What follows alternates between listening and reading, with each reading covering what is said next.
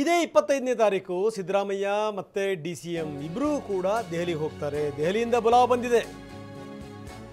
ಯಾವ್ಯಾವ ಸಂಗತಿಗಳ ಬಗ್ಗೆ ಚರ್ಚೆ ಮಾಡ್ತಾರೆ?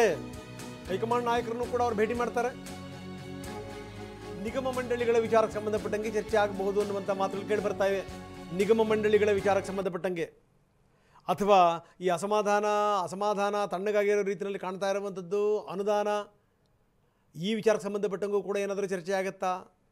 ಅಥವಾ ಸಚಿವ ಸಂಪುಟ ವಿಸ್ತರಣೆ ಇದಕ್ಕೆ ಸಂಬಂಧಪಟ್ಟಂಗೆ ಚರ್ಚೆ ಆಗುತ್ತಾ? ಇವೆಲ್ಲವೂ ಕೂಡ ಎದ್ದಿವೆ. ಆದರೆ ನಡುವೆ ನಾಯಕರುಗಳು ಕೂಡ ಹಲವಾರು ಮಾತಾಡ್ತಾ ಇದ್ದಾರೆ. ಈಗ ನೋಡಿ, ಬಸವರಾಜ ರಾಯರೆಡ್ಡಿ ಮತ್ತೆ ಹೇಳಿದ್ದಾರೆ, ಸಿದ್ದರಾಮಯ್ಯನವರು ಯಾವುದೇ ಕಾರಣಕ್ಕೂ ಚೇಂಜ್ ಆಗಲ್ಲ ಅಂತ. ಸಿದ್ದರಾಮಯ್ಯನವರು ನಾನೇ 5 ವರ್ಷ CM ಅಂತ ಹೇಳಿದ ಮೇಲೂ ಕೂಡ ಇನ್ಯಾವ್ದು ನಮಗೆ ಬೇರೆ ಆಪ್ಷನ್ ಇದೆ, ನಾವು ಇದನ್ನು ಒಪ್ಕೊಂಡಿದ್ದೀವಿ ಅಂತ DK ಹೇಳಿದ ಮೇಲೂ ಕೂಡ ಈ ನಾಯಕರುಗಳು ಯಾಕೆ ನಿರಂತರವಾಗಿ ಮಾತಾಡ್ತಾರೆ? ಯಾವ ಕಾರಣದಿಂದ ಮಾತಾಡ್ತಾರೆ? ಸೊ ಇಂಥ ಪ್ರಶ್ನೆಗಳು ಕೂಡ ಇವೆ.